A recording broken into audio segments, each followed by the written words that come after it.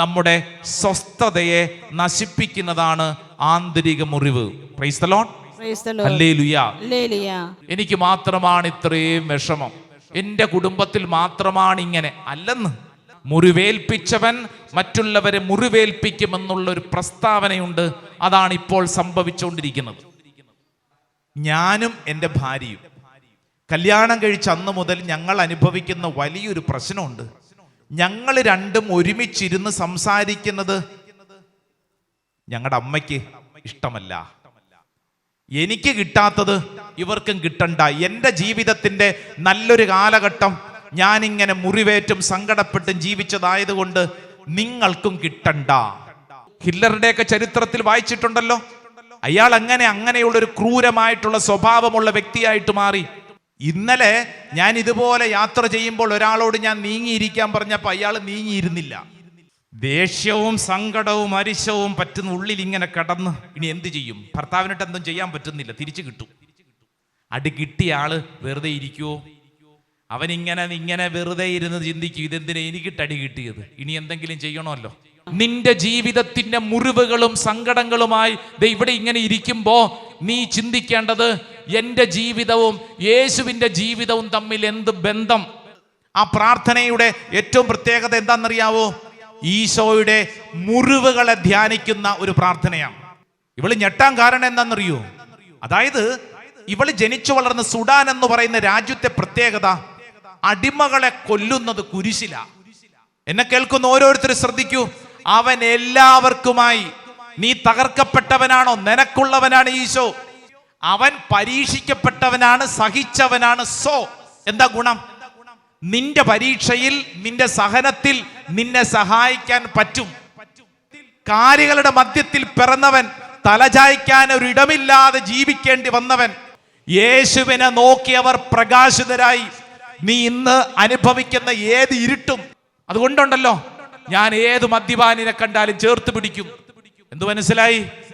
ഈ മനുഷ്യന്റെ ഉള്ളിൽ ഒരു മുറിവുണ്ടായത് കൊണ്ട് നിന്റെ ഉള്ളിലെ സങ്കടം അതെത്ര വലുതാണെങ്കിലും അതറിയുന്ന ഈശോയുണ്ട്.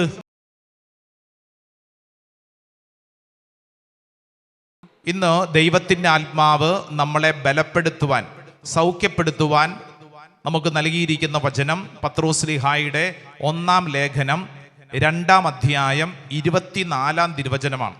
ഫസ്റ്റ് പീറ്റർ ചാപ്റ്റർ 2, പത്രോസ്ലീഹായുടെ ലേഖനം 1-ാം ലേഖനം 2-ാം അധ്യായം അതിൻ്റെ 24-ാം തിരുവചനം. സാധിക്കുന്നവർ ഈ വചനം എഴുതിയെടുക്കുക. കാരണം ഇതൊരു സൗഖ്യത്തിന്റെ വചനമാണ്. ഈ വചനം നമ്മൾ വായിച്ചുകൊണ്ടിരിക്കുമ്പോൾ തന്നെ, ഈ വചനം നമ്മൾ പറഞ്ഞുകൊണ്ടിരിക്കുമ്പോൾ തന്നെ, ഈ വചനം നമ്മൾ ധ്യാനിച്ചുകൊണ്ടിരിക്കുമ്പോൾ തന്നെ ഈ വചനം നമ്മളെ സൗഖ്യപ്പെടുത്തും. അത് വചനത്തിന്റെ പ്രത്യേകതയാണ്. പ്രത്യേകിച്ച് ഈ വചനം, നിങ്ങൾ ഇപ്പോൾ വായിക്കുന്ന ഈ വചനം അനേകർക്ക് സൗഖ്യം കിട്ടി. അനേകർ ജീവിതത്തിൽ വ്യക്തിപരമായി ഇന്നും അനുഭവിച്ചുകൊണ്ടിരിക്കുന്ന സൗഖ്യവചനമാണ്. അതുകൊണ്ട് ആ വചനം നമുക്കൊന്ന് പഠിച്ചു പ്രാർത്ഥിക്കാം. First Peter chapter 2 verse 24. 1 Pathros 2-ാം അധ്യായം 24-ാം തിരുവചനം. നമ്മുടെ പാപങ്ങൾ സ്വന്തം ശരീരത്തിൽ വഹിച്ചുകൊണ്ട് അവൻ കുരിശിലേറി. നമ്മുടെ പാപങ്ങൾ സ്വന്തം ശരീരത്തിൽ വഹിച്ചുകൊണ്ട് അവൻ കുരിശിലേറി. അത് നാം പാപത്തിന് മരിച്ച് നീതിക്കായി ജീവിക്കേണ്ടതിനാണ്. എന്നിട്ട് അടുത്ത വചനം ശ്രദ്ധിച്ചോളൂ. അവന്റെ മുറിവിനാൽ നിങ്ങൾ സൗഖ്യമുള്ളവരാക്കപ്പെട്ടിരിക്കുന്നു. Hallelujah, hallelujah. അവന്റെ മുറിവിനാൽ നാം സൗഖ്യമുള്ളവരാക്കപ്പെട്ടിരിക്കുന്നു. ഹല്ലേലൂയ. വലതുകരം ഒന്ന് ഉയർത്തിപ്പിടിക്കൂ. എന്റെ പ്രിയപ്പെട്ട ദൈവജനമേ, ഉച്ചത്തിൽ ഈ വചനം ഏറ്റു പറഞ്ഞുകൊള്ളണം. 1 പത്രോസ് 2-ാം അധ്യായം 24-ാം തിരുവചനം.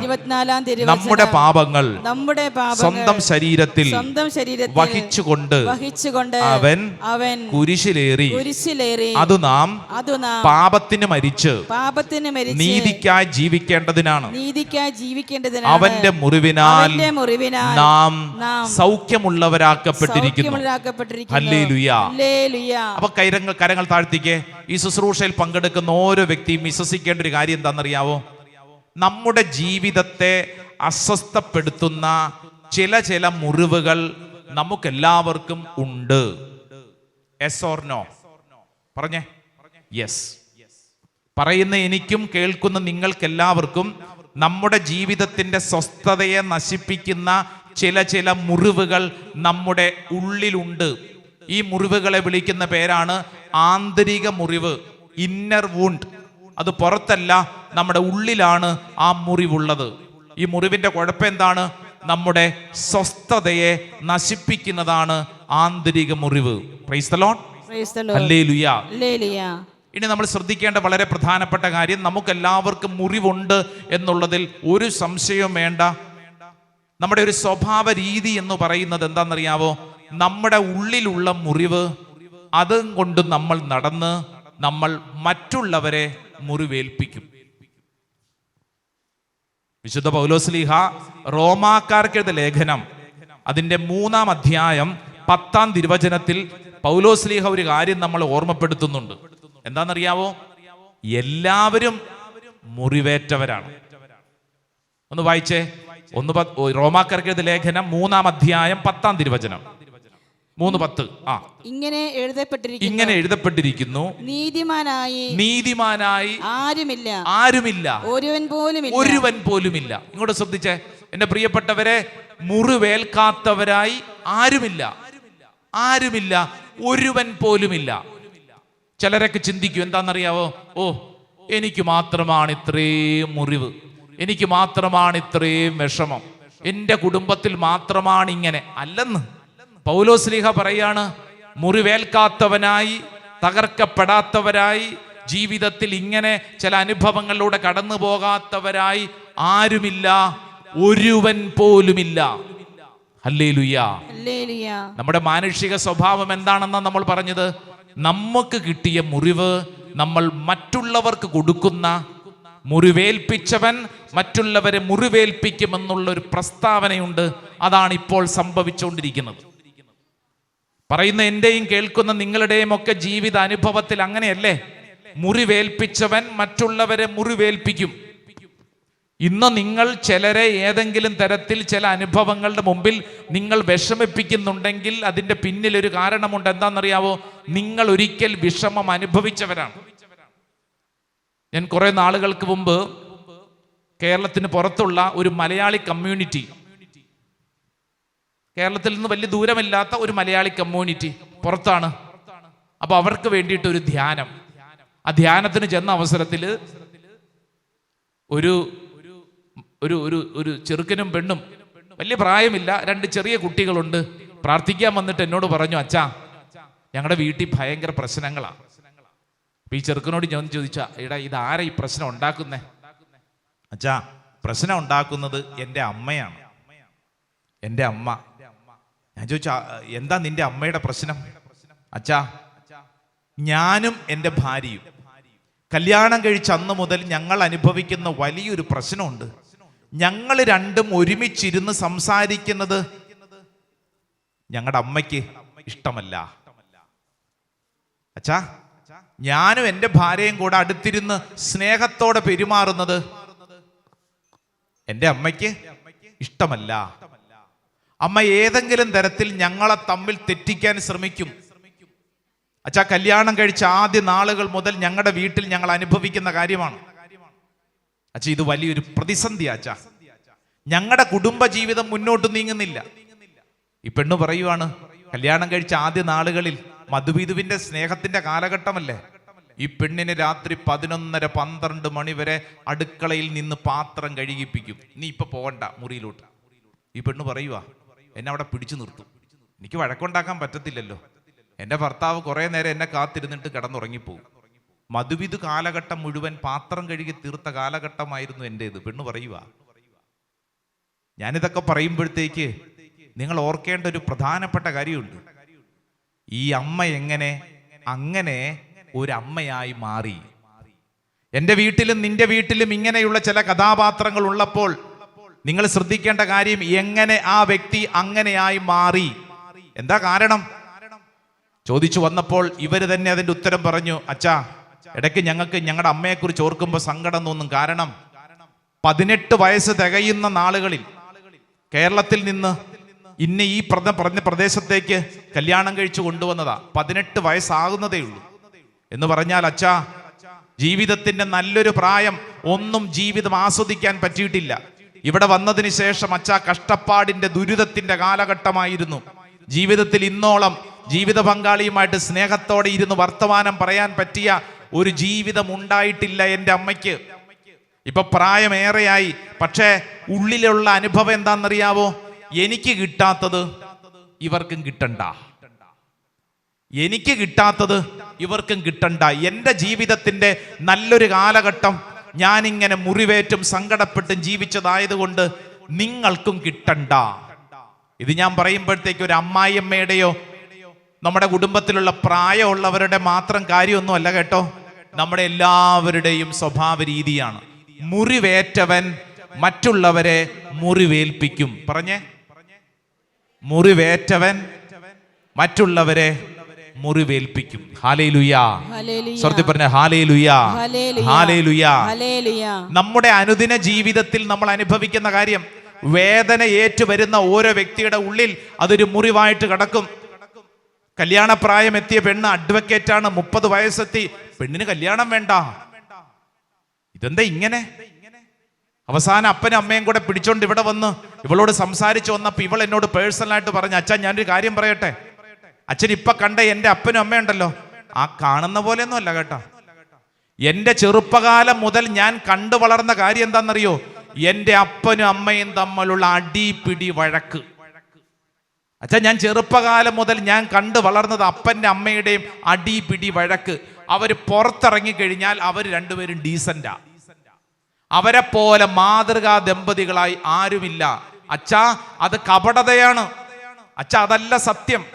വീട്ടിൽ ഞാൻ എല്ലാ ദിവസവും കണ്ടു വളർന്നത്, എനിക്ക് 30 വയസ്സായി, ഈ 30 വയസ്സ് വരെ ഞാൻ കണ്ടു വളർന്നത് എൻ്റെ അപ്പനും അമ്മയും തമ്മിലുള്ള, ഡാഡിയും മമ്മിയും തമ്മിലുള്ള അടിയും പിടിയും കലഹം. എന്തിനാ അച്ഛൻ ഞാൻ കല്യാണം കഴിക്കുന്നേ?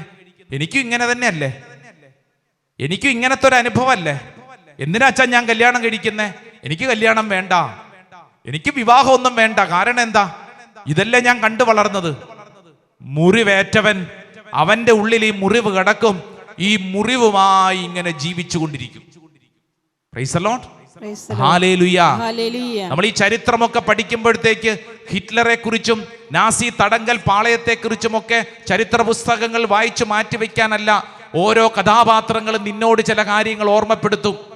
ഹിറ്റ്ലറുടെയൊക്കെ ചരിത്രത്തിൽ വായിച്ചിട്ടുണ്ടല്ലോ, അയാൾ അങ്ങനെയുള്ള ഒരു ക്രൂരമായിട്ടുള്ള സ്വഭാവമുള്ള വ്യക്തിയായിട്ട് മാറി. ചെറുപ്പകാലഘട്ടത്തിൽ അനുഭവിച്ച ക്രൂരതകൾ അങ്ങേയറ്റമാണ്. അമ്മ ചെറുപ്പത്തിൽ മരിച്ചുപോയി, അപ്പൻ പട്ടാള ഉദ്യോഗസ്ഥനാണ്. എപ്പോഴും ഭീകരമായ ഒരു അന്തരീക്ഷമാണ് വീട്ടിൽ. ആ വീട്ടിൽ ഒരു അമ്മായിയുണ്ട്, ഭ്രാന്തിയായിട്ടുള്ള ഒരു അമ്മായി. ഈ വീട്ടിൽ 24 മണിക്കൂറും ഭ്രാന്തിയായി അമ്മായിയുടെ ഈ ചേഷ്ടകൾ കണ്ട് പേടിച്ചു വളരുന്ന ഹിറ്റ്ലർ എന്ന് പറയുന്ന ഒരു കൊച്ചു മനുഷ്യൻ ജീവിതത്തിലെ ആ നെരിപ്പോടുകൾ ഇങ്ങനെ സങ്കടപ്പെട്ട് വളരുകയാണ്. അപ്പൻ സ്നേഹിക്കാറില്ല, മറിച്ച് ശിക്ഷിക്കാറേ ഉള്ളൂ. വീട്ടിൽ വന്നു കഴിഞ്ഞാൽ എപ്പോഴും ശിക്ഷ മാത്രം. ബൂട്ട്, അതായത് പട്ടാളക്കാരന്റെ അവന്റെ ബൂട്ട് അതിട്ട് ഈ ഹിറ്റ്ലർ എന്ന് പറയുന്ന ഈ കുഞ്ഞു ചെറുപ്പക്കാരന്റെ അവന്റെ കൈവിരലുകളൊക്കെ ചതച്ചരയ്ക്കും. അത്രയും ക്രൂരത ഒരു കാലഘട്ടത്തിൽ ഏറ്റുവാങ്ങി ജീവിച്ചു വളർന്നു വന്ന ഹിറ്റ്ലർ ഒരു പട്ടാളക്കാരനായി കഴിഞ്ഞപ്പോൾ ഇദ്ദേഹത്തിന് ഓടിക്കാനായിട്ട് ഈ പട്ടാള ക്യാമ്പിൽ നിന്ന് അദ്ദേഹത്തിന് ഓടിച്ചു പഠിക്കാൻ വേണ്ടി കൊടുത്ത ഒരു പീരങ്കി. ഇതും കൊണ്ട് ഇയാൾ പോകുന്ന എങ്ങോട്ടാണെന്നറിയോ? സിമിത്തേരിയിലേക്കാ പോയത്. സിമിത്തേരി പോയിട്ട് ആ സിമിത്തേരിയിലുള്ള ശവകുടീരങ്ങളൊക്കെ ഇടിച്ചു തകർത്തു. പ്രത്യേകിച്ച് ഇയാളുടെ അപ്പന്റെയും അമ്മായിയുടെയും ഒക്കെ ശവസംസ്കാരം നടത്തിയ ആ സിമിത്തേരി ചെന്നിട്ട് ആ സിമിത്തേരിയിലെ കല്ലറകൾ മുഴുവൻ ഇടിച്ചു തകർത്തു. ഉള്ളിലെ പ്രതികാരം.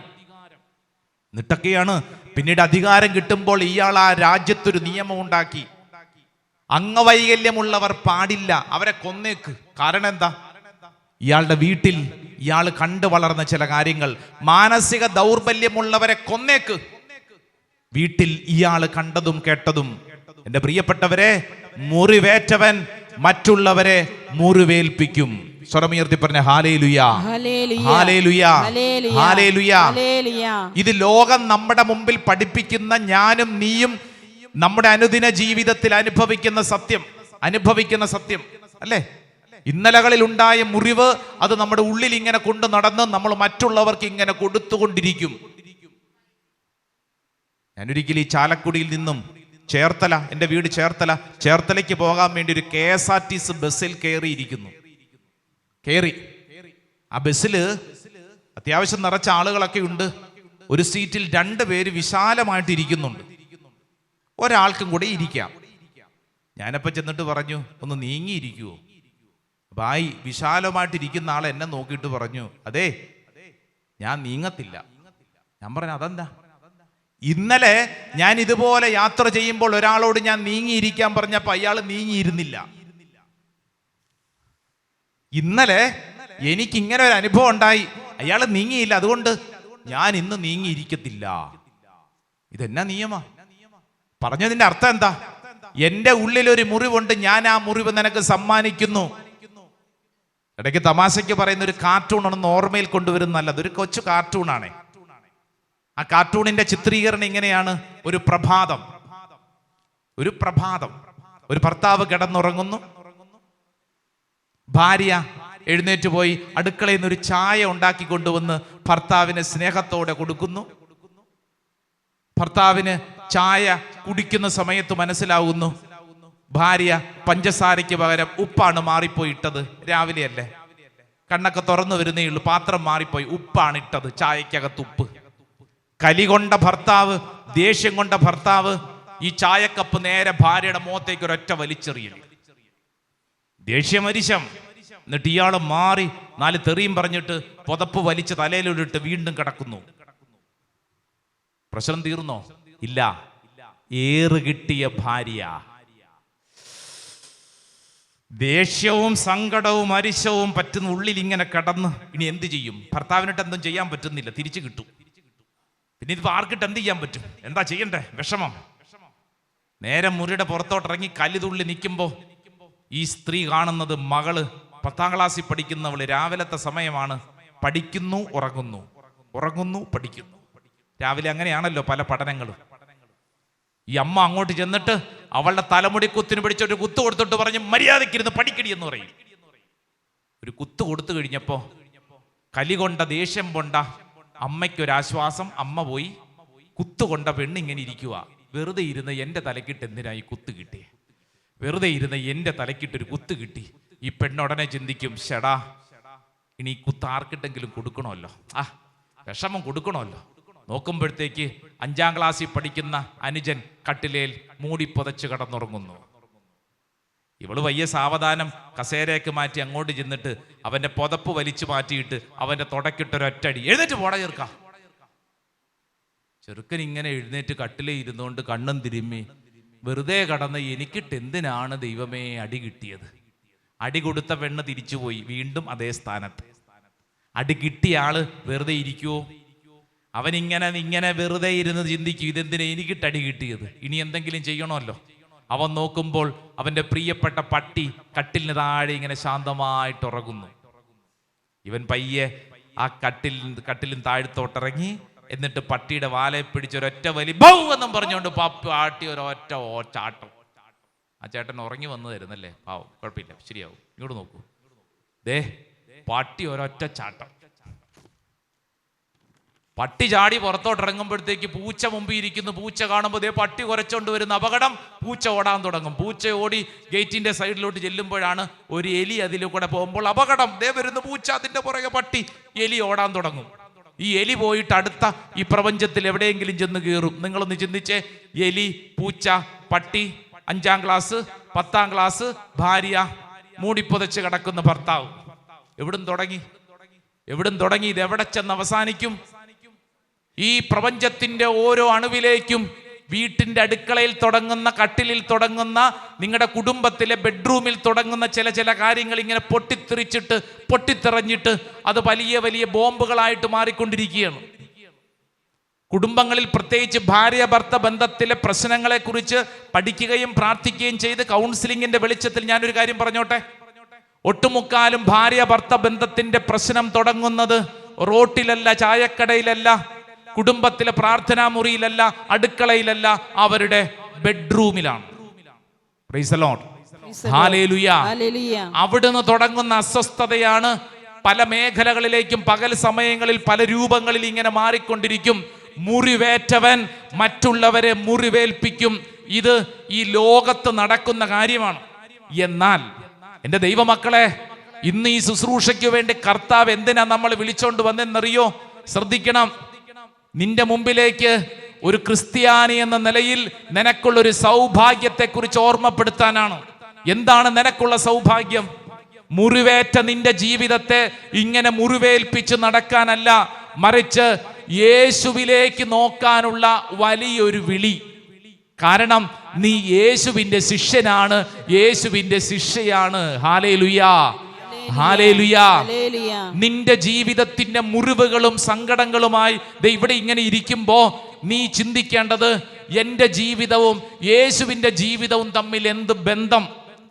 യേശുവിലേക്ക് നോക്കാൻ, യേശുവിൽ നിന്ന് പഠിക്കാനുള്ള വലിയൊരു വിളിയാണ് കർത്താവ് നിനക്ക് വേണ്ടി ഒരുക്കിയിരിക്കുന്നത്. Price the Lord. Praise the Lord. Hallelujah. Hallelujah. കാരണം നീ ക്രിസ്തു ശിഷ്യനാണ്, ക്രിസ്തു ശിഷ്യയാണ്. അടുത്തിരിക്കുന്ന ആൾക്കൊന്ന് കൈ കൊടുത്തോണ്ട് പറഞ്ഞേ, നീ ക്രിസ്തു ശിഷ്യനാണ്, നീ ക്രിസ്തു ശിഷ്യയാണ്. അതേന്ന്. Hallelujah, Hallelujah. ഹല്ലേലൂയ. Hallelujah. ഈ ക്രിസ്തുവിലേക്ക് നോക്കുമ്പോൾ നമ്മൾ പഠിക്കുന്ന ഏറ്റവും പ്രധാനപ്പെട്ട കാര്യം എന്താണെന്നറിയോ? ദേ ഇങ്ങോട്ട് നോക്കിക്കേ. ഈശോ ഈ ഭൂമിയിൽ നിന്നെ പോലെ തന്നെ മുറിവുകൾ ഏറ്റവനാണ്. ആര്? ഈശോ. ഈശോ നിന്നെ പോലെ തന്നെ വേദനയേറ്റവനാണ്, സഹിച്ചവനാണ്. നിന്നെ പോലെ എന്നല്ല, നിന്നേക്കാളും അധികം, നിന്നേക്കാളും അധികം. Price the Lord. Praise the Lord. Hallelujah, Hallelujah. Hallelujah, Hallelujah. Hallelujah. Hallelujah. സ്വീഡനിലെ Brigitha എന്ന് പറയുന്ന ഒരു വിശുദ്ധയുണ്ട്, സെന്റ് ബ്രിജിത്ത ഓഫ് സ്വീഡൻ. ഈ വിശുദ്ധയ്ക്ക് ദേവാലയത്തിലിരുന്ന് കുരിശിനെ നോക്കി ധ്യാനിച്ച അവസരത്തിൽ ആ കുരിശ് വെളിപ്പെടുത്തി കൊടുത്തിയ ഒരു ചരിത്രമുണ്ട്. എന്താണെന്നറിയാവോ? അതിസുന്ദരമായ 15 പ്രാർത്ഥനകളൊക്കെ അടങ്ങിയിട്ടുള്ള കുരിശുരൂപത്തെ ധ്യാനിക്കുന്ന ഒരു പ്രാർത്ഥനാ ശൈലി ഈ ബ്രിജിത്തായുടെ പ്രാർത്ഥനാ ശൈലിയിൽ നിന്ന് ഈ ലോകത്ത് അനേകർ ഉപയോഗിക്കുന്നുണ്ട്. ആ പ്രാർത്ഥനയുടെ ഏറ്റവും പ്രത്യേകത എന്താണെന്നറിയാവോ? ഈശോയുടെ മുറിവുകളെ ധ്യാനിക്കുന്ന ഒരു പ്രാർത്ഥനയാണ്. The wounds of Jesus Christ. അതിൽ പ്രധാനപ്പെട്ട കാര്യം എന്താണെന്നറിയാവോ? ഈശോയുടെ ശരീരത്തിൽ എത്രമാത്രം മുറിവുകൾ ഉണ്ടെന്ന് ദർശനത്തിൽ ബ്രിജിത്താമ്മയ്ക്ക് സ്വർഗം വെളിപ്പെടുത്തി കൊടുത്തു. 5583 മുറിവുകളുള്ള യേശുവിന്റെ ശരീരം. നമ്മളൊന്ന് ചിന്തിച്ചേ. ഈശോയുടെ ശരീരത്തിൽ ഈശോ അനുഭവിച്ച മുറിവുകളെ കുറിച്ചാണ് പറയുന്നത്. ഈ ബ്രിജിത്താമ്മയുടെ മുമ്പില് സ്വർഗം വെളിപ്പെടുത്തി കൊടുത്തു ഈശോ ഏറ്റ മുറിവുകളുടെ എണ്ണം 5000-ലധികം. അതായത് യേശുവിന്റെ മുറിവുകളെ ധ്യാനിക്കാൻ തിരുസഭ നമ്മളെ ക്ഷണിക്കുന്നത് ഈ ബ്രിജിത്താമ്മയിലൂടെയാണ്. എന്റെ പ്രിയപ്പെട്ടവരെ, നമ്മുടെ ഇവിടത്തെ ചോദ്യം എന്താണെന്നറിയാവോ? നിന്റെ ജീവിതവും നിന്റെ മുറിവും യേശുവിന്റെ മുറിവിലേക്ക് നോക്കുമ്പോൾ നിനക്കെന്ത് ലഭിക്കുന്നു എന്നുള്ളതാണ്. ഇവിടെ ഒരു ആത്മീയ രഹസ്യം പറയട്ടെ, ശ്രദ്ധിച്ചേ. ഇതൊരു സ്പിരിച്വൽ സീക്രട്ടാണ്, എല്ലാവർക്കും മനസ്സിലാകത്തില്ല. ശ്രദ്ധിച്ച് മനസ്സിലാക്കിക്കോണം. ഇതൊരു ആത്മീയ രഹസ്യമാണ്. ഹല്ലേലൂയ. അടുത്തിരിക്കുന്ന ആളെന്ന് തോണ്ടി വിളിച്ചേ, ഒരു ആത്മീയ രഹസ്യം പറയാന്ന് പറ. ഒന്ന് തോണ്ടി വിളിച്ചേ. ആ പറഞ്ഞു കൊടുത്തേ. Hallelujah, hallelujah. ശ്രദ്ധ പറഞ്ഞ ഹല്ലേലൂയ, ഹല്ലേലൂയ. അതായത് ആത്മീയ രഹസ്യം എന്താണെന്നറിയാവോ?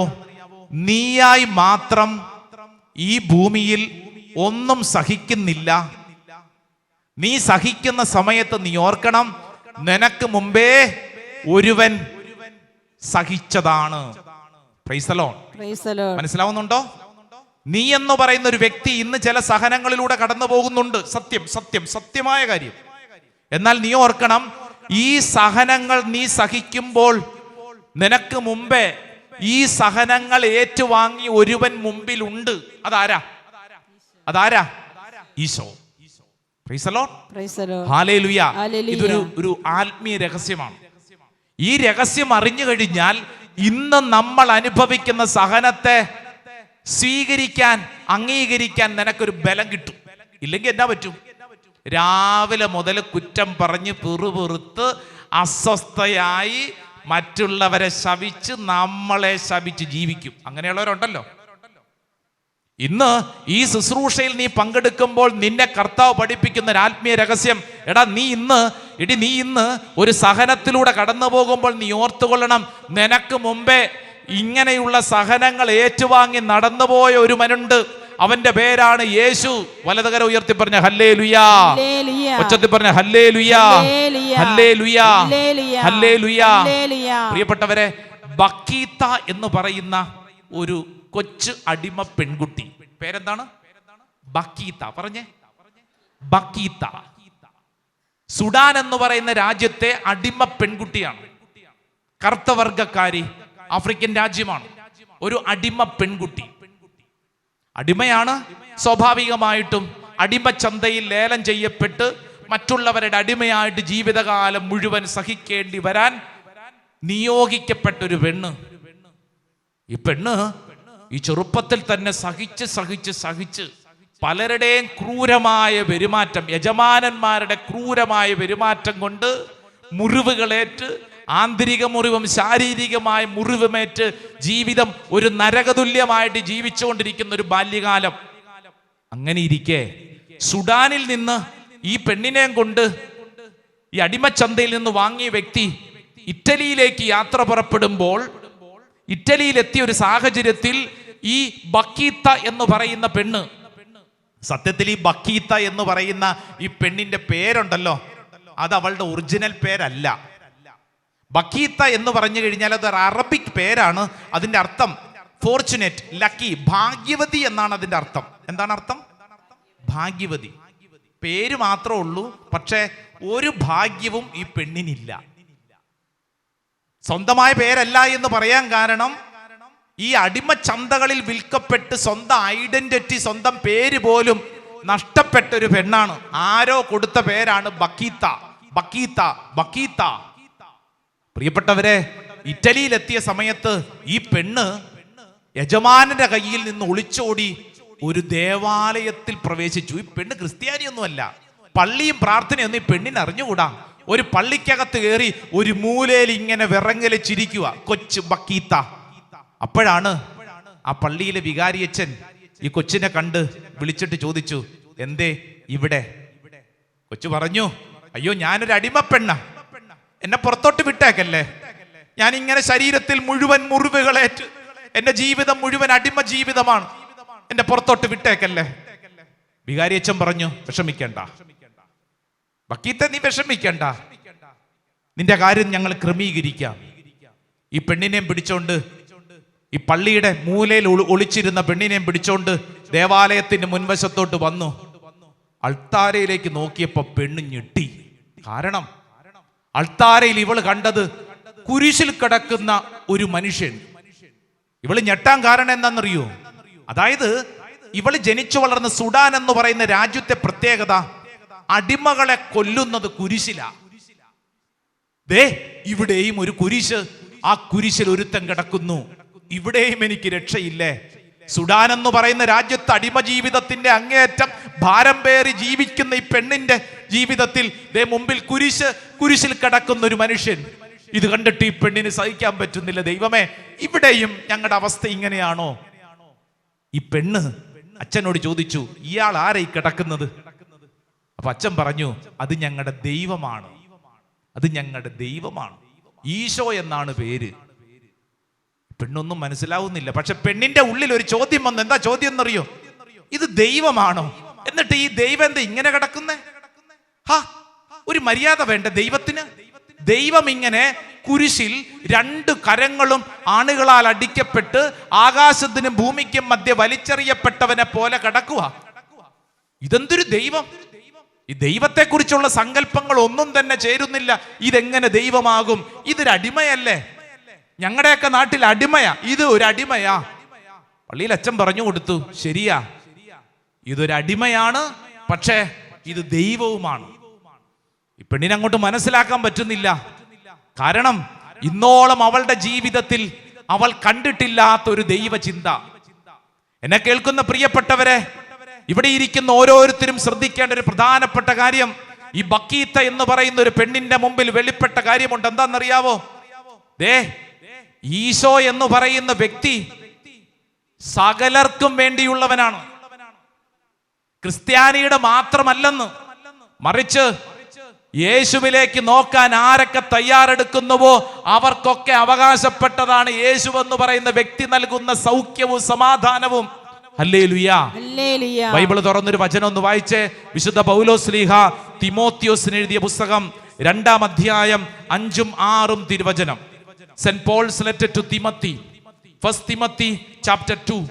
തിമോത്തിയോസിന്റെ 1-ാം പുസ്തകം 2-ാം അധ്യായം അതിന്റെ 5-6 തിരുവചനം. 5-6 തിരുവചനം. നല്ല ഒന്നാം തരം വചനം. ദൈവത്തിന്റെ ആത്മാവ് നമ്മളെ പഠിപ്പിക്കും. വായിച്ചോളൂ. എന്തെന്നാൽ ഒരു ദൈവമേ ഉള്ളൂ, ദൈവത്തിനും മനുഷ്യർക്കും മധ്യസ്ഥനായി ഒരുവനേയുള്ളൂ, മനുഷ്യനായ യേശു ക്രിസ്തു. കണ്ടോ പ്രിയപ്പെട്ട ദൈവജനമേ, നിങ്ങൾ ഈ കാലഘട്ടത്തിൽ വിശ്വസിക്കുകയും പഠിപ്പിക്കുകയും ചെയ്യേണ്ട കാര്യമാണിത്. ഒന്നും കൂടെ വചനം വായിച്ചേ. എന്തെന്നാൽ ഒരൊറ്റ ദൈവമേ ഉള്ളൂ, ദൈവത്തിനും മനുഷ്യർക്കും മധ്യസ്ഥനായി ഒരുവനേയുള്ളൂ, മനുഷ്യനായ യേശു ക്രിസ്തു. അടുത്ത വചനം വായിച്ചോളൂ. അവൻ എല്ലാവർക്കും വേണ്ടി തന്നെ മോചനമൂല്യമായി നൽകി. ഹല്ലേലൂയാ, ഹല്ലേലൂയാ. അവൻ കുറച്ചു പേർക്കെന്നാണോ? അല്ല, എല്ലാവർക്കുമായി. എന്നെ കേൾക്കുന്ന ഓരോരുത്തരും ശ്രദ്ധിക്കൂ. അവൻ എല്ലാവർക്കുമായി. നീ തകർക്കപ്പെട്ടവനാണോ? നിനക്കുള്ളവനാണ് ഈശോ. നീ ജീവിതത്തിൽ ഒറ്റപ്പെട്ടവനാണോ? നിനക്കുള്ളതാണ് ഈശോ. ഈ ശുശ്രൂഷയിൽ പങ്കെടുക്കുന്ന ഏതു മതത്തിൽപ്പെട്ട, ജാതിയിൽപ്പെട്ട, വർഗത്തിൽപ്പെട്ട, തകർക്കപ്പെട്ട, ജീവിതത്തിൽ ഒറ്റപ്പെട്ടു പോയ ഏതൊരു മനുഷ്യനും ശ്രദ്ധിച്ചോ, നിനക്ക് വേണ്ടി, എല്ലാവർക്കും വേണ്ടിയുള്ളവനാണ് ഈശോ. വിശ്വസിക്കുന്നവര് വലതുകരയോർത്തി ഒച്ചത്തിൽ ഹല്ലേലൂയ പറഞ്ഞേ. ഹല്ലേലൂയാ. കാരണം ഈശോ നിനക്ക് വേണ്ടി അത്രമേൽ സഹിച്ചിട്ടുണ്ട്. സഹോദരി, അത്രമേൽ സഹിച്ചിട്ടുണ്ട്. ഹല്ലേലൂയാ. അടുത്തിരിക്കുന്ന ആൾക്കൊന്ന് കൈ കൊടുത്തോണ്ട് പറഞ്ഞേ, അത്രമേൽ നിനക്ക് വേണ്ടി ഈശോ സഹിച്ചിട്ടുണ്ട്. പറഞ്ഞു കൊടുത്തേ, അത്രമേൽ സഹിച്ചിട്ടുണ്ട്. Praise the Lord. Hallelujah. Bakhita നോക്കുമ്പോൾ ബക്കീത്ത കാണുന്ന ചിത്രം എന്താ? കുരിശിൽ കിടക്കുന്നവന്റെ ചിത്രം എന്താ? ശരീരത്തിൽ മുഴുവൻ അടിപ്പാടുകൾ, മുറിവുകൾ മാത്രം. ബക്കീത്തയുടെ മുതുകത്ത് എന്താ? മുറിവുകൾ, അടിപ്പാടുകൾ. പക്ഷേ ബക്കീത്ത ഏറ്റതിനേക്കാളും കൂടുതൽ അടികൾ ഏറ്റവനാണ് കുരിശേ കിടക്കുന്നത്. അച്ഛൻ പറഞ്ഞു കൊടുത്തു, ആ പള്ളിയിലെ വികാരി അച്ഛൻ പറഞ്ഞു കൊടുത്തു, ബക്കീത്തെ ഇടി നോക്കണം, 5000-ത്തിലധികം അടികൾ ഏറ്റുകൊണ്ടാണ് അവൻ അവിടെ കിടക്കുന്നത്. നിനക്ക് വേണ്ടി.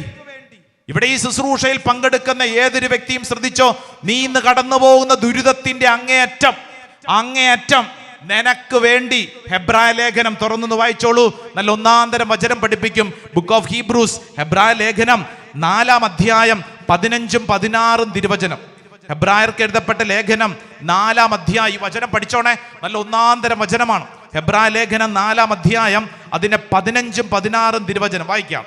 നമ്മുടെ ബലഹീനതകളിൽ നമ്മോടൊത്ത് സഹതപിക്കാൻ കഴിയാത്ത ഒരു പ്രധാന പുരോഹിതനല്ല നമുക്കുള്ളത്. കണ്ടോ ഒന്നും കൂടെ വായിച്ചേ. നമ്മുടെ ബലഹീനതകളിൽ നമ്മളോടൊത്ത് സഹതപിക്കാൻ കഴിയാത്ത ഒരു പ്രധാന പുരോഹിതനല്ല നമുക്കുള്ളത്. പിന്നെയോ വായിച്ചേ. ഒരിക്കലും പാപം ചെയ്തിട്ടില്ലെങ്കിലും എല്ലാ കാര്യങ്ങളിലും നമ്മെ പോലെ തന്നെ പരീക്ഷിക്കപ്പെട്ടവനാണവൻ. കണ്ടോ, അതായത് ഒരു പാപം പോലും ചെയ്തിട്ടില്ലെങ്കിലും നമ്മെ പോലെ തന്നെ എല്ലാ കാര്യങ്ങളിലും പരീക്ഷിക്കപ്പെട്ടവൻ, മുറിവേറ്റവനാണ് അവിടുന്ന്. അടുത്ത വചനം കൂടെ വായിച്ചേ. അതിനാൽ വേണ്ട സമയത്ത് കൃപാവരവും കരുണയും ലഭിക്കുന്നതിനായി നമുക്ക് പ്രത്യാശയോടെ കൃപാവരത്തിന്റെ സിംഹാസനത്തെ സമീപിക്കാം. വേണ്ട സമയത്ത് നിന്റെ ജീവിതത്തിൽ കരുണയും കൃപയും, നിന്റെ ബലഹീനത, നിന്റെ സങ്കടം, നീ ഒറ്റപ്പെട്ട അവസ്ഥ, നിന്റെ പാപാവസ്ഥ, നീ വിശ്വസിക്കൂ, നിന്റെ ബലഹീനത അറിയുന്ന ഈശോ, നിന്റെ മുറിവുകൾ അറിയുന്ന ഈശോ, നീ ഒറ്റയ്ക്കിരുന്ന് കരയുമ്പോൾ നിന്റെ കണ്ണുനീര് കാണുന്ന ഈശോ, ഇന്നും ജീവിക്കുന്നു. വിശ്വസിക്കുന്നവർ വലതുകരം ഉയർത്തി പറ ഹല്ലേലൂയാ, ഹല്ലേലൂയ, ഹല്ലേലൂയാ. ഹല്ലേലൂയ. ഹെബ്രായർക്ക് എഴുതപ്പെട്ട ലേഖനം 2-ാം അധ്യായം 18-ാം തിരുവചനം ഒന്ന് വായിച്ചേ. Book of Hebrews chapter 2 verse 18. 2:18 നമുക്ക് അറിയാവുന്ന ഒരു വചനമാണ്. 2:18 വായിച്ചോളൂ. അവൻ പീഡ സഹിക്കുകയും അവൻ പീഡ സഹിക്കുകയും പരീക്ഷിക്കപ്പെടുകയും ചെയ്തതുകൊണ്ട് പരീക്ഷിക്കപ്പെടുന്നവരെ സഹായിക്കാൻ അവന് സാധിക്കുമല്ലോ. പിടികിട്ടിയോ? അവൻ പരീക്ഷിക്കപ്പെട്ടവനാണ്, സഹിച്ചവനാണ്. സോ എന്താ ഗുണം? നിന്റെ പരീക്ഷയിൽ, നിന്റെ സഹനത്തിൽ നിന്നെ സഹായിക്കാൻ പറ്റും. ആമേൻ പറ. ആമേൻ, ആമേൻ എന്ന് പറഞ്ഞാൽ എൻ്റെ സഹോദര, നീ വിശ്വസിക്കണം, നീ ഇന്ന് കടന്നു പോകുന്ന അവസ്ഥ അവന് നന്നായി മനസ്സിലാകും. എൻ്റെ സഹോദരി, നീ വിശ്വസിക്കണം, നിന്റെ അവസ്ഥ എന്തുമായിക്കൊള്ളട്ടെ, അതവന് മനസ്സിലാക്കാനും നിന്നെ സഹായിക്കാനും അവന് പറ്റും. ഹല്ലേലൂയാ. അതാണ് യേശുവിന്റെ പ്രത്യേകത. വീണ്ടും ഒരൊറ്റ വചനം കൂടെ വായിച്ചേ. ഹെബ്രായ ലേഖനം 5-ാം അധ്യായം 2-ാം തിരുവചനം. 5:2 ചാപ്റ്റർ 5 വേഴ്സ് 2. അവൻ തന്നെ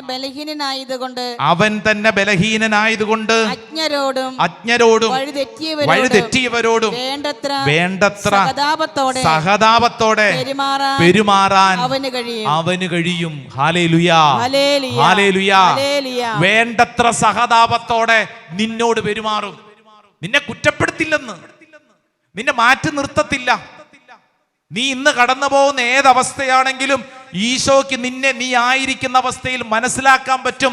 നിന്നെ ഈശോ ഇങ്ങനെ ചേർത്ത് പിടിക്കും. ഹല്ലേലൂയാ, ഹല്ലേലൂയാ.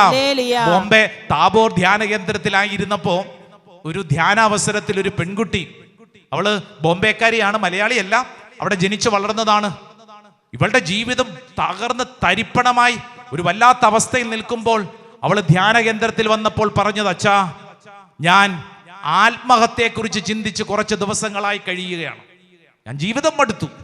എൻ്റെ വീടിനടുത്തുള്ള ഒരു സഹോദരി പറഞ്ഞു, നീ ഇതേ ഈ ധ്യാന കേന്ദ്രത്തിൽ പോയി ഒരു ധ്യാനം കൂടണം, ഈ ഒരു ധ്യാനം കൂടണം. അച്ഛാ, ഇതെന്റെ അവസാനത്തെ ഒരു ശ്രമമാണ്. എല്ലാം നഷ്ടപ്പെട്ടിരിക്കുക. ഞാൻ ഇവളോട് പറഞ്ഞു, എടി, നീ പ്രാർത്ഥിക്കാറുണ്ടോ? ഇവൾ എൻ്റെ മുഖത്ത് നോക്കി ചിരിച്ചിട്ട് പറഞ്ഞു, എന്ത് പ്രാർത്ഥനയാ അച്ഛാ? അച്ഛനൊക്കെ ഈ പ്രസംഗിക്കുന്നുണ്ടല്ലോ, എന്നതാ അച്ഛാ?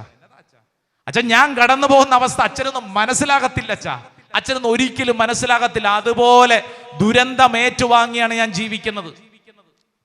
എൻ്റെ വീട്ടിൽ ഞാൻ അനുഭവിച്ച കണ്ണുനീര് പുറത്തു പറയാൻ പറ്റത്തില്ല. അച്ഛനറിയോ, എൻ്റെ അപ്പനാണ് എന്നെ ആദ്യമായിട്ട് നശിപ്പിച്ചത്. എൻ്റെ ആ സ്വന്തം അപ്പൻ. എൻ്റെ ജീവിതം തകർന്ന് തരിപ്പണം. എനിക്ക് ഉറക്കം കിട്ടാറില്ല അച്ഛാ. രാത്രികാലങ്ങളിൽ ഞാൻ ഞെട്ടി എഴുന്നേക്കും. പേടിയാ, ചത്താ മതി എന്ന ചിന്ത. ഞാൻ ആ പെണ്ണിനോട് പറഞ്ഞു, എടി, നീ ഒരു നല്ല കുമ്പസാരം നടത്തണം. അവള് പറഞ്ഞു, അച്ഛൻ ഈ പറയുന്ന ഒന്നും എനിക്ക് അങ്ങോട്ട് മനസ്സിലാവണില്ല അച്ഛാ.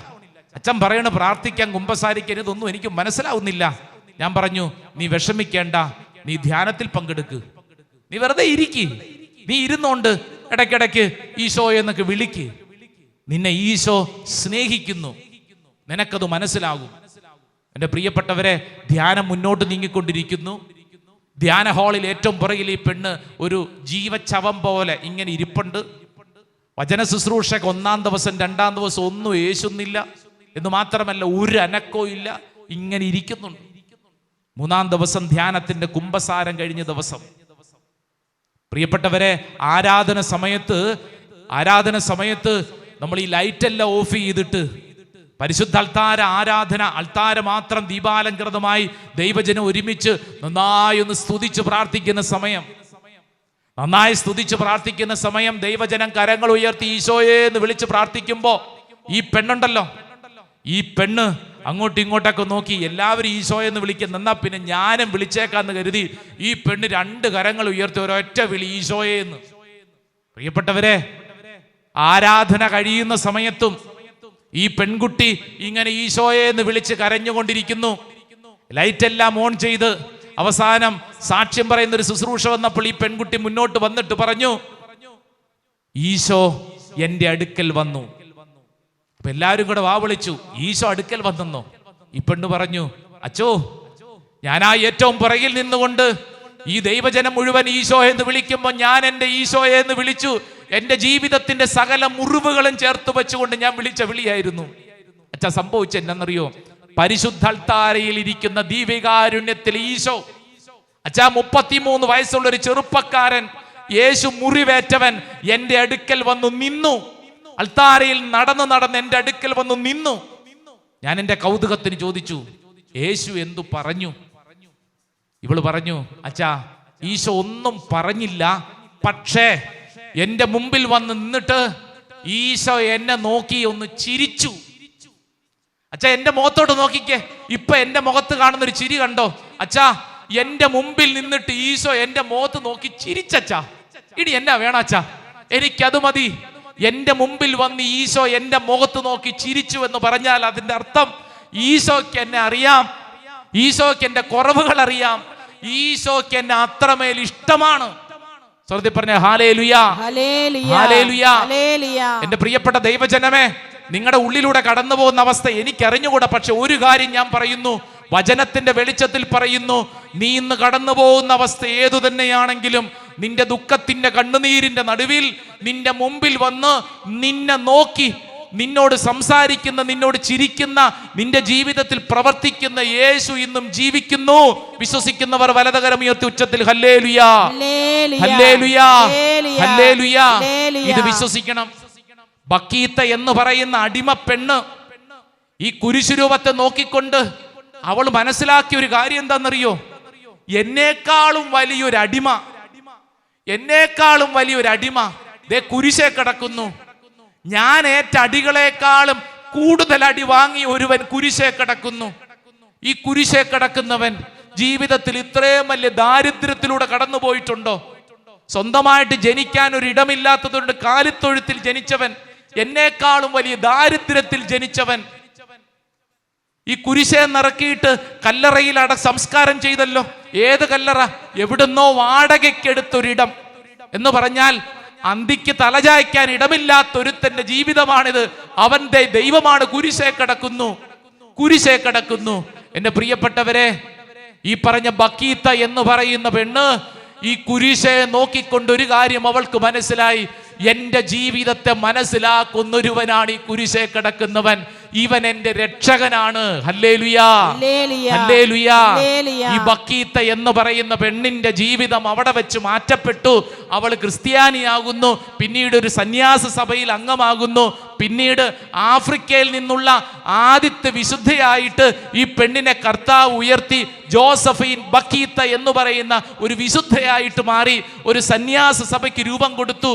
ഞാനിത് ഇപ്പോൾ ഇവിടെ പറയാൻ കാരണം, എൻ്റെ പ്രിയപ്പെട്ട സഹോദരങ്ങളെ, നിനക്കുണ്ടായ മുറിവ് ഏതു തന്നെയാണെങ്കിലും നീ വിശ്വസിക്കണം, ആ മുറിവ് ഈശോക്കറിയാം, ഈശോക്കറിയാം, ഈശോക്കറിയാം. ഇവിടെ ഇരിക്കുന്ന ചിലർ ചിന്തിക്കുന്നുണ്ടല്ലോ ഒറ്റപ്പെട്ട അവസ്ഥയാണെന്ന്. ഈശോയെ പോലെ ഒറ്റപ്പെട്ട വേറൊരു മനുഷ്യനുണ്ടോ? ഈ ഭൂമിയിൽ എല്ലാം നന്മ സ്നേഹം മാത്രം കൊടുത്തിട്ട് അത്രമേൽ ഒറ്റപ്പെട്ടവൻ ഇവിടെ ഇരുന്നുകൊണ്ട് ആരെങ്കിലും ചിന്തിക്കുന്നു, എന്നെക്കുറിച്ച് മറ്റുള്ളവർ അപവാദം പറയുന്നു, ഞാൻ നന്മ ചെയ്തിട്ട് മറ്റുള്ളവർ എന്നെക്കുറിച്ച് തിന്മ പറയുന്നു, ചിന്തിക്കുന്നുണ്ടാവും. നീ ഓർക്കണം, ഈ ഭൂമിയിൽ ഒരു മനുഷ്യനെ പോലും ഒരു വാക്കുകൊണ്ട് പോലും വേദനിപ്പിക്കാത്ത ഈശോയെ കുറിച്ച് എന്തോരം അപവാദമാണോ, എന്തോരം അപവാദം. ഒരുപക്ഷെ നിന്നെ ചതിക്കാനും നിന്റെ ജീവിതത്തെ നിന്നെ വിഷമിപ്പിക്കാനും നിന്നെ നശിപ്പിക്കാനും ചിലർ ഇറങ്ങിത്തിരിക്കുമ്പോ നീ നോക്കേണ്ട മുഖം ആരുടെയാ? യേശുവിന്റെ മുഖത്തേക്ക് നോക്കണം. കാരണം ഈശോയെ കല്ലെറിയാൻ ജനം കല്ലെടുത്തതാണ്. ഈശോയെ കല്ലെറിയാൻ അവനെ കൊലപ്പെടുത്താൻ ശ്രമിച്ചതാണ്. നിന്നെക്കുറിച്ച് ഒരുപക്ഷെ നിന്റെ വീട്ടുകാർ പറയും, നാട്ടുകാർ പറയും, ബുദ്ധിക്ക് സ്ഥിരതയില്ലാത്തവൻ, മണ്ടൻ, പൊട്ടൻ ആയിക്കോട്ടെ. ഈശോയിലേക്ക് നോക്കണം. ഭ്രാന്തൻ എന്ന് വിളിക്കപ്പെട്ടവനാണ് ഈശോ. നീ ഒരുപക്ഷെ പറയും ദാരിദ്ര്യത്തിന്റെ കണക്ക് പറയുമല്ലോ, ദാരിദ്ര്യത്തിന്റെ കണക്ക്. ഈശോ സഹിച്ചതുപോലെ ദാരിദ്ര്യം നീ കണ്ടിട്ടുണ്ടോ? നീ ഒരുപക്ഷെ പറയും എൻ്റെ വീട്ടിൽ ദാരിദ്ര്യമാണ്, എനിക്ക് കുടുംബ സ്വത്തില്ല. നീ ചിന്തിക്കൂ, ഈശോ കടന്നുപോയതുപോലെ ഒരു ദാരിദ്ര്യം നീ കണ്ടിട്ടുണ്ടോ?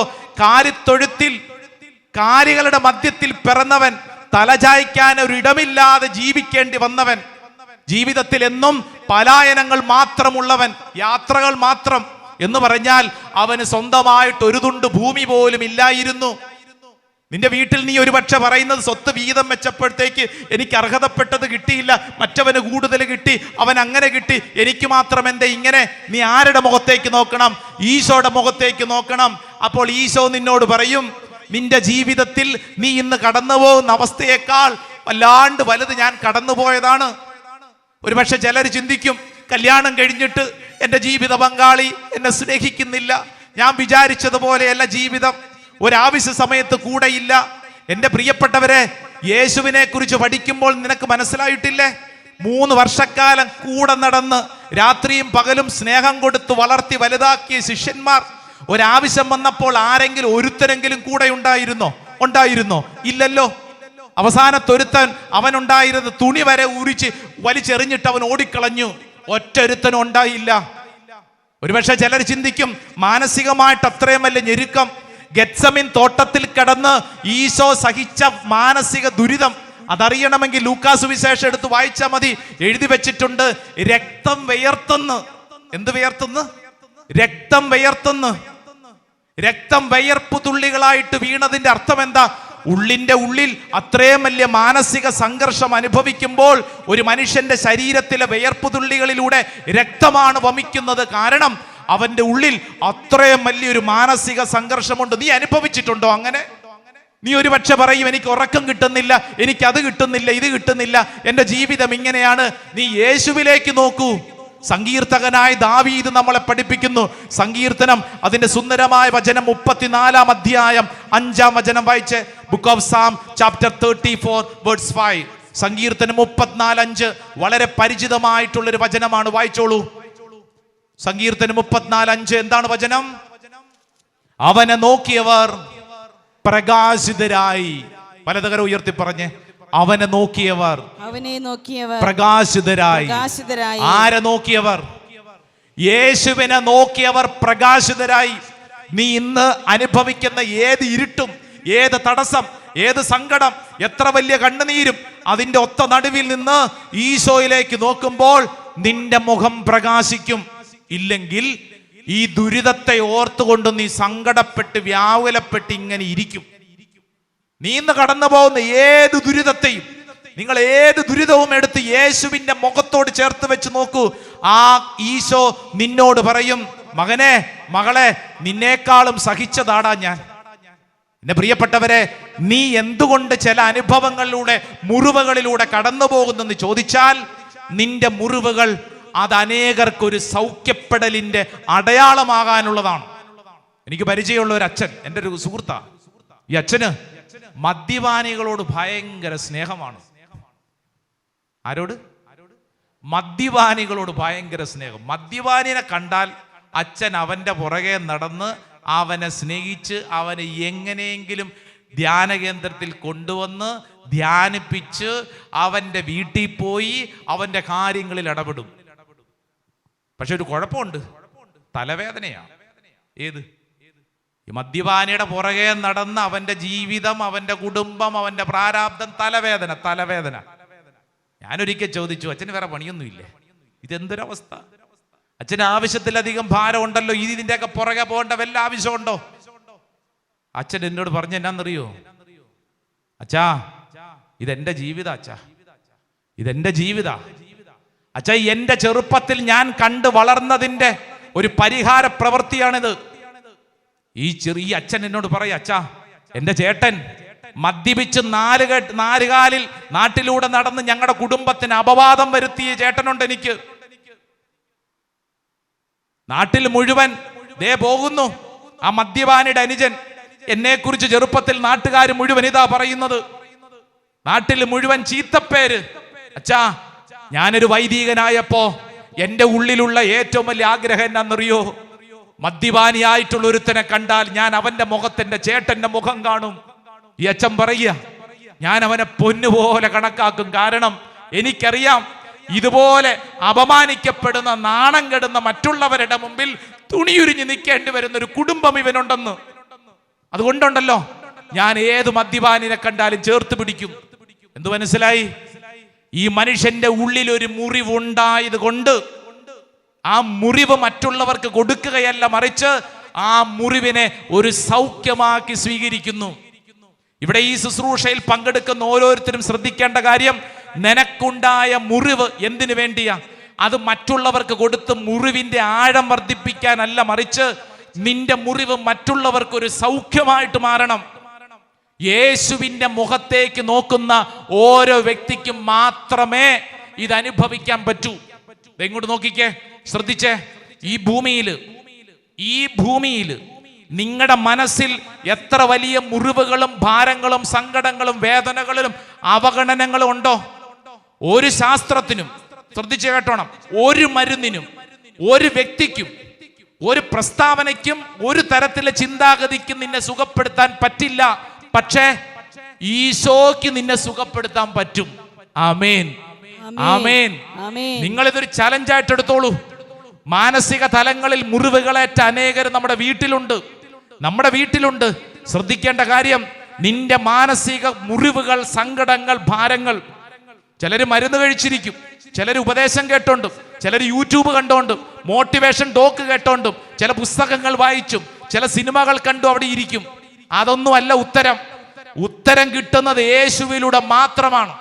ഈ ഭൂമിയിൽ ഒരു മനുഷ്യന്റെ വേദനകൾ മനസ്സിലാക്കാനും അവനെ രക്ഷിക്കാനും ഈശോയ്ക്ക് മാത്രമേ പറ്റൂ. വിശ്വസിക്കുന്നവര് ഒന്ന് ചാടി എഴുന്നേറ്റ് നിന്നെ, രണ്ട് കരങ്ങൾ സ്വർഗത്തിലേക്ക് ഉയർത്തിപ്പിടിക്കൂ. എന്റെ പ്രിയപ്പെട്ട സഹോദരങ്ങളെ, നിന്റെ മുറിവ്, നിന്റെ ഉള്ളിലെ സങ്കടം അതെത്ര വലുതാണെങ്കിലും അതറിയുന്ന ഈശോയുണ്ട്. രണ്ട് കരങ്ങൾ സ്വർഗത്തിലേക്ക് ഉയർത്തിപ്പിടിച്ച് കണ്ണുകളടച്ച് പ്രാർത്ഥിക്കൂ. ഇന്ന് നീ കടന്നു പോകുന്ന അവസ്ഥ, മറ്റുള്ളവരുടെ മുമ്പിൽ നാണം കെടലും അപമാനവും ഒറ്റപ്പെടലും കണ്ണുനീരിന്റെ ജീവിതം, ഈ ജീവിതത്തിന്റെ നടുവിൽ ഈശോ ഇടപെടാൻ ആഗ്രഹിക്കുന്നു. അതിനാണ് നീ ഈ ശുശ്രൂഷയിൽ പങ്കെടുക്കുന്നത്. സങ്കീർത്തകനായ ദാവീദ് 34:5 പഠിപ്പിക്കുന്നു, ഇതാ അവന്റെ മുറിവിലേക്ക് നോക്കൂ, അവനിലേക്ക് നോക്കൂ, അവനെ നോക്കിയവർ പ്രകാശിതരായി. കരങ്ങൾ ഉയർത്തിപ്പിടിച്ച് കണ്ണുകളടച്ച് നിന്റെ വേദന മനസ്സിലാക്കാൻ കഴിവുള്ള, നിന്റെ ജീവിതത്തെ ഉയർത്താൻ ആഗ്രഹിക്കുന്ന, സൗഖ്യപ്പെടുത്താൻ ആഗ്രഹിക്കുന്ന ആ യേശുവിലേക്ക് നോക്കി കരങ്ങൾ ഉയർത്തി യേശുവേ എന്ന് വിളിച്ചൊന്ന് സ്തുതിച്ചൊന്ന് പ്രാർത്ഥിക്കട്ടെ. നാവിന്റെ കെട്ടുകൾ കർത്താവ് അഴിക്കട്ടെ, നിന്റെ മുറിവുകൾ കർത്താവ് അഴിക്കട്ടെ. ഒരു പുതിയ അഭിഷേകം നിന്നിലേക്ക് വെളിപ്പെടട്ടെ. ആരാധന, ആരാധന, ആരാധന, ആരാധന. Hallelujah, hallelujah, hallelujah, hallelujah. യേശുവേ ആരാധന, ആരാധന, ആരാധന, ആരാധന, ആരാധന, ആരാധന, ആരാധന, ആരാധന. Hallelujah, hallelujah, hallelujah. പിതാവിന്റെയും പുത്രന്റെയും പരിശുദ്ധാത്മാവിന്റെ നാമത്തിൽ ആമേൻ, ആമേൻ, ആമേൻ.